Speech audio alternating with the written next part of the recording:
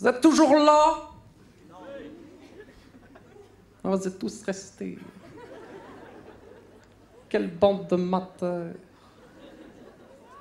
Ce qui est assez hallucinant et surtout homérique, c'est lorsque l'interprète excelle tellement dans son art qu'il arrive à en faire oublier la vacuité du texte. Vacuité, il y a un dico, tu peux chercher.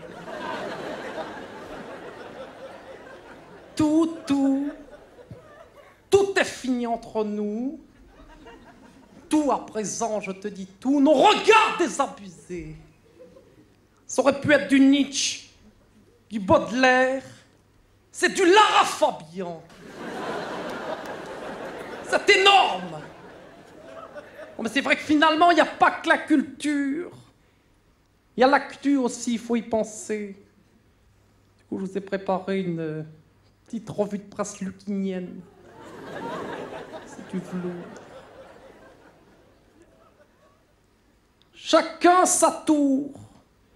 Le fou de Dieu Ben Laden a bousillé les 2 plus belles tours des Amérindiens avec des gros avions.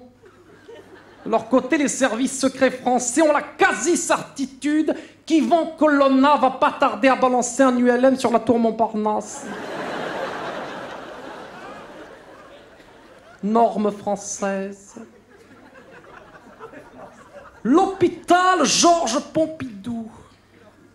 La bibliothèque François Mitterrand, le porte-avions Charles de Gaulle, 3 machins merdiques qui portent le nom d'un président.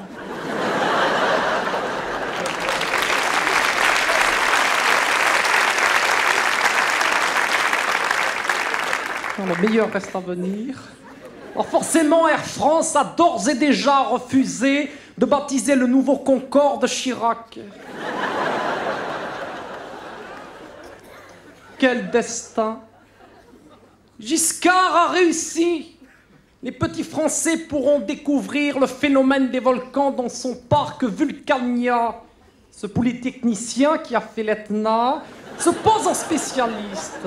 Et c'est vrai qu'à son âge pépère, il est plutôt sujet aux coulées de bave.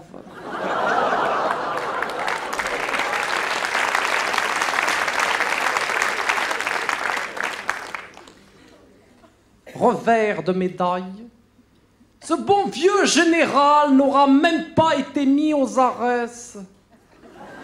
Aujourd'hui, il se borgne à dire qu'en pratiquant la torture, il rendait des sévices à la France. Et quoi, il avait bien mérité sa légion d'horreur. Le barbier de Kaboul. Ça y est, les talibans ont fui Kaboul. Le premier geste des hommes est de raser leur barbe, symbole de liberté retrouvée. La France se mobilise en parachutant des coupons de réduction sur les gilets 3 lames. C'est donc pacifiquement que la France rase Kaboul à 0.